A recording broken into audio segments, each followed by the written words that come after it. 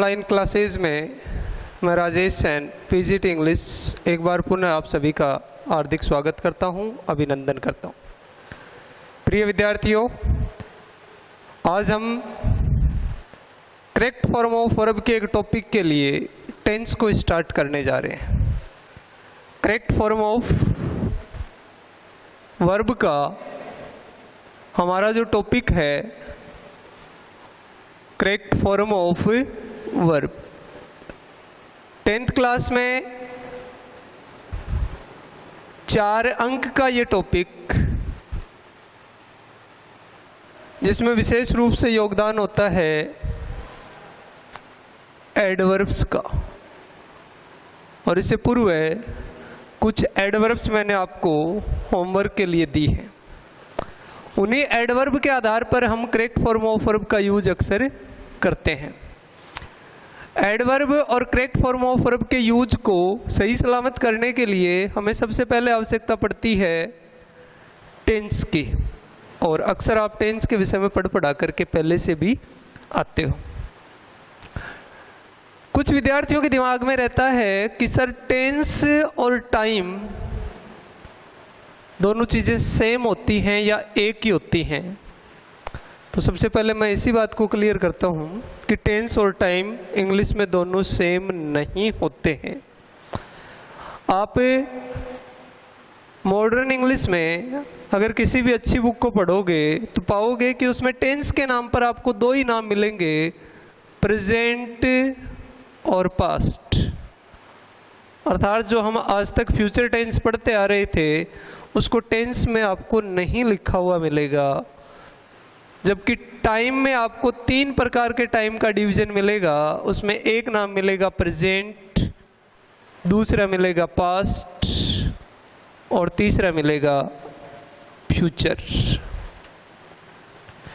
हिंदी विषय में भी जब आप पढ़ते हो तो वहाँ पर आपको टेंस के नाम पर ये 3 नाम मिलते हैं, प्रेजेंट, पास्ट और फ्यूचर। अब आपके दिमाग में प्रश्न आएगा, वो यही आएगा कि सर ये जो फ्यूचर हम पढ़ते आ रहे थे, ये फ्यूचर है, इसको टेंस मानने से क्यों मना कर दिया गया? तो इसके लिए मैं पहले आपको बताता हूँ एक मॉडल चार्ट। हम अक्सर इंग्लिश में 13 मॉडल्स पढ़ते हैं।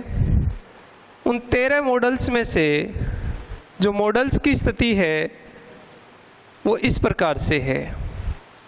हमारे 4 मॉडल मे, कैन, सेल और विल, और इन चारों का पास्ट जब आप देखते हो माइट, कुड, शुड और वुड। फिर आप इसे आगे बढ़ते हो तो देखते हो कि हमारे 4 मॉडल ऐसे हैं जिनका पास्ट नहीं होता, केवल प्रेजेंट ही होता है। मस्ट पूरे रूप में पढ़ते हो तो डेयर नॉट पढ़ते हो, कई बार इसका शॉर्ट फॉर्म डेरेंट भी आपको पढ़ने के लिए मिल जाता है। एक आप पढ़ते हो नीड नॉट, और एक आपका मॉडल होता है इंग्लिश में ought to, ought to नहीं है, ought to। इन 4 मॉडल्स के अंग्रेजी में पास्ट के रूप नहीं होते। और फिर लास्ट हमारा एक मॉडल बचता है, उसका प्रेजेंट नहीं होता, यूज्ड टू। कुछ विद्यार्थियों की बातें पहले से भी ध्यान में होती हैं। तो आप देखोगे कि मेरे इस मॉडल चार्ट में केवल प्रेजेंट और पास्ट की बात हुई है, कहीं भी फ्यूचर की बात नहीं हुई है। दूसरी खास बात, हम जब फ्यूचर टेंस को पढ़ते हैं अक्सर, तो हमारे ये 2 मॉडल के रूप सेल और विल काम में आते हैं, और इन सेल और विल को मैंने कहाँ लिख रखा है? प्रेजेंट के रूप में लिख रखा है। एक दूसरी बात और समझिए, मॉडल के अलावा आप 11 हेल्पिंग वर्ब भी पढ़ते हैं, और ये आपकी जो 11 हेल्पिंग वर्ब हैं, इनमें भी आप देखोगे कि हमारे पास इस तरह से कुछ स्थितियां बनती हैं। एक डू के रूप होते हैं, एक बी के रूप होते हैं, और एक हैव के रूप होते हैं। डू के रूपों में आप पढ़ते हो डू और डज को, बी के रूपों में आप पढ़ते हो इज, एम, आर को, और हैव के रूपों में आप पढ़ते हो हैव और हैज को। ये जो मैंने रूप लिखे हैं वो सारे के सारे, चाहे आप हेल्पिंग वर्ब के रूप में इन्हें पढ़ें और चाहे मेन वर्ब के रूप में पढ़ें, आप पाएंगे कि सर ये टेंस दिखाने का काम करेंगे तो कौन सा टेंस दिखाएंगे? प्रेजेंट टेंस ही दिखाएंगे। अगली बात आती है कि सर डू का पास्ट डिड होता है, बी का पास्ट वॉज और वर होता है, और हैव का पास्ट हैड होता है। तो हमारे इस 11 हेल्पिंग वर्ब के चार्ट में भी हमें कहीं भी फ्यूचर का नाम पढ़ने के लिए नहीं मिलता, हमें वही दो टेंसों के नाम पढ़ने के लिए मिलते हैं, प्रेजेंट और पास्ट। तो मैं जो मुख्य बात बताना चाह रहा था आप लोगों को वो ये बताना चाह रहा था कि इंग्लिश में टेंस के बराबर टाइम नहीं है, अर्थात टेंस और टाइम इंग्लिश में दोनों इक्वल नहीं होते। आप इस बात को चाहे इस मॉडल चार्ट की सहायता से समझें और चाहे इस बात को आप इस हेल्पिंग वर्ब की सहायता से समझें। ये मैंने जो 11 यहाँ हेल्पिंग वर्ब लिखी हैं इनको आप अक्सर मैन वर्ब के रूप में भी पढ़ते हो, और जब आप इनको मैन वर्ब के रूप में पढ़ना शुरू करते हो तो आप पाते हो कि सर डू का पास्ट डिड होता है, और डू का पास्ट पार्टिसिपल डन होता है, डू की आईएनजी फॉर्म डूइंग होती है, और डू की प्रेजेंट सिंगुलर फॉर्म डज होती है। ये बातें कुछ विद्यार्थियों की पूर्व में पढ़ी हुई होती हैं, इसलिए उन्हें आसानी से समझ में आ जाती हैं। जिन विद्यार्थियों की नहीं पढ़ी हुई हैं वो एक बार ध्यान दें, जिसे आप वर्ब की फर्स्ट फॉर्म कहते हैं उसका ओरिजिनल नाम इंग्लिश में प्रेजेंट फॉर्म है, जिसे आप सेकंड फॉर्म कह रहे हैं उसका ओरिजिनल नाम इंग्लिश में पास्ट फॉर्म है, जिसे आप थर्ड फॉर्म कह रहे हैं उसकी ओरिजिनल नाम में पास्ट पार्टिसिपल नाम पढ़ने के लिए मिलता है, जिसको आईएनजी फॉर्म का नाम दे रखा है उसका ओरिजिनल नाम हमें पढ़ने के लिए मिलता है प्रेजेंट, और इसको हम जब पढ़ते हैं तो इसका हमें ओरिजिनल नाम मिलने के लिए मिलता है present singular form, present singular form, और इसका जो नाम आपको पढ़ने के लिए मिलता है वो मिलता है प्रेजेंट पार्टिसिपल। तो आप पाओगे कि विद्यार्थियों कहीं भी हम लोग ये जो फ्यूचर वाली बात है उसका उल्लेख कर ही नहीं रहे। इसका मतलब क्या हुआ? इसका मतलब ये हुआ कि इंग्लिश में हमें टेंस के बराबर टाइम नहीं पढ़ना है, अर्थात मॉडर्न इंग्लिश के नियमानुसार ये जो फ्यूचर टेंस हम पढ़ते हैं उसको फ्यूचर नहीं बोल के क्या बोला जाना चाहिए? प्रेजेंट बोला जाना चाहिए। क्यों सर? क्योंकि इसको दिखाने के लिए हमारे पास जो मॉडल हैं वो है सेल और विल, और ये सेल और विल एक्चुअल में किसको शो करते हैं?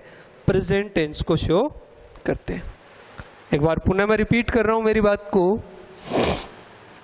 अभी टेंस की हम डेफिनेशन लिखेंगे, इससे पहले मैं एक बार फिर रिपीट कर रहा हूँ कि इंग्लिश में जब टेंस की बात आती है तो आप दो टेंस बोल लें, एक प्रेजेंट और दूसरा पास्ट। टाइम की बात आती है तो आप तीन नाम बोल लें, प्रेजेंट, पास्ट, फ्यूचर। इसके बाद हमारे मॉडल चार्ट में ये जो हमारे पहले चार मॉडल हैं मे, कैन, सेल और विल, ये केवल प्रेजेंट टेंस को दिखाते हैं, और इनके चारों के पास्ट के रूप माइट, कुड, शुड और वुड होते हैं।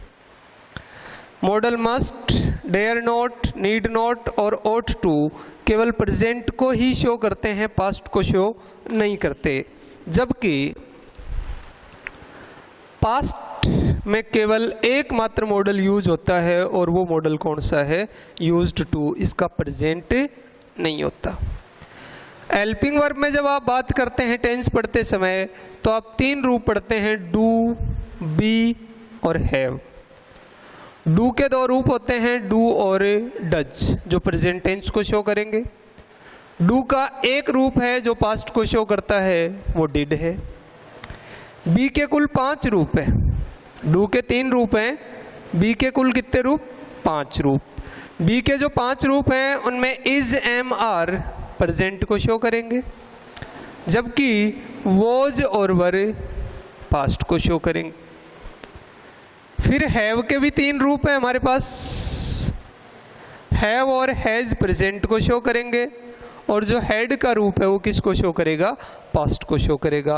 अर्थात जो बात हमारे दिमाग में यहाँ बैठनी चाहिए वो यही बैठनी चाहिए कि मॉडल चार्ट और हेल्पिंग वर्ब, इन दोनों को अगर मिलाया जाए तो मॉडल चार्ट में कुल हम 13 मॉडल्स पढ़ते हैं, और हेल्पिंग वर्ब में हम कुल 11 हेल्पिंग वर्ब पढ़ते हैं, और इनकी टोटल संख्या 24 होती है। और ये जो 24 हेल्पिंग वर्ब्स हैं वो कहीं भी किसको नहीं दिखाती? फ्यूचर टेंस को नहीं दिखाती। क्लियर? अब बात आएगी आपके दिमाग में कि सर ये टेंस है, इसकी डेफिनेशन क्या होती है? तो टेंस की डेफिनेशन होती है, tense is the verb form, tense shows the verb form, tense shows the verb form for different time। यहाँ पर जो हमारे सामने नई चीज़ निकल के आती है वो ये निकल के आती है कि सर टेंस है, उसमें वर्ब की फॉर्म होती है, वर्ब का रूप होता है, और ये वर्ब का रूप डिफरेंट टाइम्स को, अलग अलग समयों को शो करता है। तो यहाँ भी एक बार फिर से वही बात स्पष्ट हो रही है कि टाइम और टेंस इंग्लिश में सेम नहीं होते। अब हम कुछ एग्जाम्पल लेते हैं जिनसे हमारे ये बातें समझ में आएंगी कि सर किस प्रकार से टेंस और टाइम दोनों चीज़ें अलग अलग होती हैं। एक बड़ा आसान सा वाक्य हम देखते हैं। आप कहते हो आई स्पीक इंग्लिश। कुछ एग्जाम्पल्स ले रहा हूँ मैं, इस एग्जाम्पल में या इन एग्जाम्पल्स के माध्यम से हम वर्ब फॉर्म की बात करने वाले हैं। जैसे आपका सेंटेंस है आई स्पीक इंग्लिश। यहाँ जो स्पीक है वो नॉर्मली आप वर्ब की फर्स्ट फॉर्म, जिसका ओरिजिनल नाम मैंने अभी आपको बताया क्या है, प्रेजेंट फॉर्म है। और ये प्रेजेंट फॉर्म एक टेंस को दिखा रही है, जिस टेंस का नाम आप क्या पढ़ते हैं, प्रेजेंट सिंपल टेंस कहते हैं। जैसा इसका नाम है उसी के अकॉर्डिंग इसमें टाइम है। आई स्पीक इंग्लिश का मतलब है कि मैं इसी समय अंग्रेजी बोल रहा हूँ, मैं इसी समय अंग्रेजी में बात करता हूँ। तो यहाँ प्रेजेंट टेंस है और प्रेजेंट ही टाइम है। एक बार मैं सिंपल, कंटिन्यूअस इन सब चीज़ों को हटा करके और मूल टेंस की बात करता हूँ, प्रेजेंट और पास्ट की। तो यहाँ प्रेजेंट ही तो टेंस है और प्रेजेंट ही टाइम है, दोनों चीज़ें सेम हैं। आप इस स्पीक क्रिया की जैसे ही सेकंड फॉर्म में जाओगे आपको पढ़ने के लिए मिलेगा आई स्पोक इंग्लिश। यह स्पोक जिसे आप वर्ब की सेकंड फॉर्म कह रहे हो उसी का मैंने अभी नाम बताया था आपको, पास्ट फॉर्म है, और ये पास्ट फॉर्म पास्ट टेंस को शो करती है। तो यहाँ पर दोनों बातें सेम हैं, पास्ट ही टेंस है और पास्ट ही टाइम है। इन दो वर्ब्स को देख करके आपके दिमाग में कहीं कोई कंफ्यूज पैदा नहीं होता, कहीं कोई दिक्कत नहीं होती कि सर यहाँ स्पीक वर्ब की फर्स्ट फॉर्म है, उसमें टेंस भी प्रेजेंट और टाइम भी प्रेजेंट। यहाँ स्पोक जो वर्ब की सेकंड फॉर्म है उसमें टेंस भी पास्ट और टाइम भी पास्ट। अब देखिए जो नई चीज़ है, नई बात है आपके लिए। आप कहते हो अक्सर आई हैव स्पोकन इंग्लिश, जिसको आप हिंदी के वाक्यों में बोलते हो कि मैं अंग्रेज़ी बोल चुका हूँ। ये जो स्पोकन है इसको आप कहते हो वर्ब की थर्ड फॉर्म। और जो वर्ब की थर्ड फॉर्म है उसका ओरिजिनल नाम आपको पढ़ने के लिए मिलता है इंग्लिश में पास्ट पार्टिसिपल। और प्यारे विद्यार्थियों, जो समझने वाली बात है, जो इम्पोर्टेंट चीज़ है वो यहाँ पर ये है कि इस वाक्य में जब आप टेंस बोलोगे तो प्रेजेंट का थर्ड टेंस प्रेजेंट परफेक्ट है, परंतु इस वाक्य में जो टाइम की बात आप करोगे तो टाइम पास्ट टाइम है। अर्थात यहाँ पर टेंस और टाइम दोनों चीज़ें सेम नहीं हैं। यहाँ आप जो प्रेजेंट टेंस नाम बोल रहे हो वो नाम किसको देख करके बोल रहे हो? हैव को देख करके बोल रहे हो। और अभी आप ध्यान करें, कुछ देर पहले मैंने आप सबको बताया था कि जो हमारी हैव वर्ब है उसके कुल 3 रूप हैं, हैव, हैज और हैड।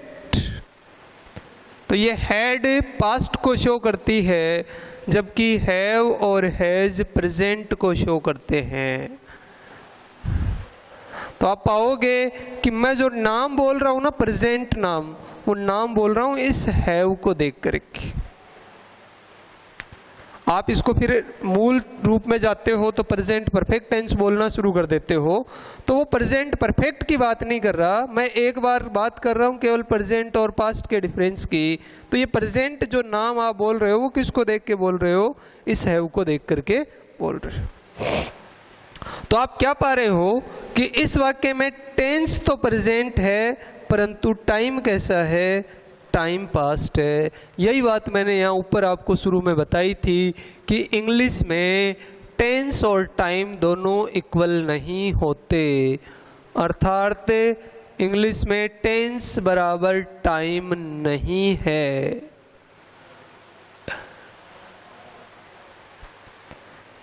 और देखिए, हम एक सेंटेंस और लेते हैं, उस एक बात को और आगे थोड़ा समझने का प्रयास करते हैं।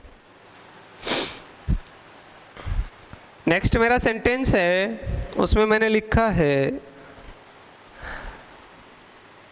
I can speak English. मैंने ये जो सेंटेंस लिखा है वो विद्यार्थियों के एक हिंदी के कन्फ्यूजन को दूर करने के लिए पढ़ा है, लिखा है या बताया है। अक्सर आप पढ़ते हो कि सर सिंपल प्रेजेंट टेंस जब हम पढ़ना शुरू करते हैं तो हमारे सामने वर्ड आते हैं ता, ती, ते। इन ताती के चक्कर में जाने से यहाँ पर आपकी जो मूल बात है वो गलत हो सकती है। क्यों सर? क्योंकि एक इंग्लिश में मॉडल होता है कैन, और उस कैन का मतलब हिंदी में होता है सकना। और ये सकना आपकी किसी एबिलिटी को, आपकी किसी कैपेसिटी को दिखाने का काम करता है, मैं ऐसा कर सकता हूँ। आप देखोगे कि जब इस वाक्य में टेंस और टाइम का डिसाइड करना होगा तो दोनों चीज़ें सेम होंगी, और वो सेम होने का काम ये कैन मॉडल ही करेगा। क्यों sir? I can speak English का जब आप हिंदी अनुवाद करते हैं तो हिंदी अनुवाद होता है कि मैं इंग्लिश बोल सकता हूँ, मैं इंग्लिश बोल सकता हूँ। ये ता है, ती है, ते है कि जो ध्वनि आप बता रहे हो उसके अनुसार इसको आप सिंपल प्रेजेंट टेंस बताने का प्रयास करोगे। तो मैं मूल नाम इसका लिख देता हूँ कि यहाँ पर टेंस प्रेजेंट है, और आप पाओगे कि सर इस वाक्य में टाइम भी प्रेजेंट ही है। दोनों चीज़ें इक्वल हैं, टेंस और टाइम। टेंस भी प्रेजेंट और टाइम भी प्रेजेंट। और इसको टेंस को प्रेजेंट बताने में सबसे बड़ा जो योगदान है वो योगदान किसका है? मॉडल कैन का है। क्योंकि अभी हमने जो मॉडल चार्ट पढ़ा है उस मॉडल चार्ट में इस कैन को हमने प्रेजेंट टेंस के साथ पढ़ रखा है। तो प्यारे विद्यार्थियों, जब आप कैन को प्रेजेंट बोल रहे हो तो फिर शैल और विल को प्रेजेंट क्यों नहीं बोल सकते? निश्चित रूप से बोल सकते हो। आप यहाँ पर इंद्यनवाद करते हो कि मैं इंग्लिश पढ़ा सकता हूँ, तो आप यहाँ पर यह इंद्यनवाद करोगे आई शैल स्पीक इंग्लिश, और आप यहाँ इंद्यनवाद करने लग जाते हो कि मैं अंग्रेजी पढ़ाऊंगा। यानी यहाँ पर आप जब टेंस की बारी आती है तो टेंस कौन सा बताना शुरू कर देते हो? फ्यूचर बताना शुरू कर देते हो। इससे बचे, यहाँ पर इसको टेंस के नाम पर नाम बोले प्रेजेंट टेंस। आप इसके इंद्यनवाद में जाते हो कि मैं अंग्रेजी पढ़ाऊंगा, तो आप यहाँ पर जो टाइम है वो फ्यूचर बता दो, उसमें कोई समस्या नहीं है। अर्थात यहाँ पर इस वाक्य में टेंस प्रेजेंट है और टाइम फ्यूचर है। यही सेम बात आप एक अलग सेंटेंस के साथ और समझने का प्रयास करें। जैसे हमारे कुछ आधिकारिक कार्यक्रम होते हैं जिनमें पहले से फिक्स होता है कि ऐसा होने वाला है, और वहाँ पर हम टेंस प्रेजेंट पढ़ते हैं। देखिए कैसे, the PM visits Jaipur tomorrow. आप पाओगे कि सर यहाँ जो मैं यूज कर रहा हूँ वो विजिट वर्ब की फर्स्ट फॉर्म के साथ एस या एस का यूज कर रहा हूँ, जो आप सिंपल प्रेजेंट टेंस में पढ़ करके आते हैं। तो ऐसी स्थिति में आप पाओगे कि सर आप यहाँ पर हमें टेंस जो बता रहे हो वो कौन सा बता रहे हो? प्रेजेंट बता रहे हो। जबकि आपने देखा है, पढ़ा है मॉडल्स, उसमें एडवर्ब्स के रूप में आपने टुमारो एडवर्ब को भी पढ़ रखा है, और वहाँ पर आपने पढ़ रखा है कि सर टुमारो तो फ्यूचर टेंस की एक एडवर्ब होती है।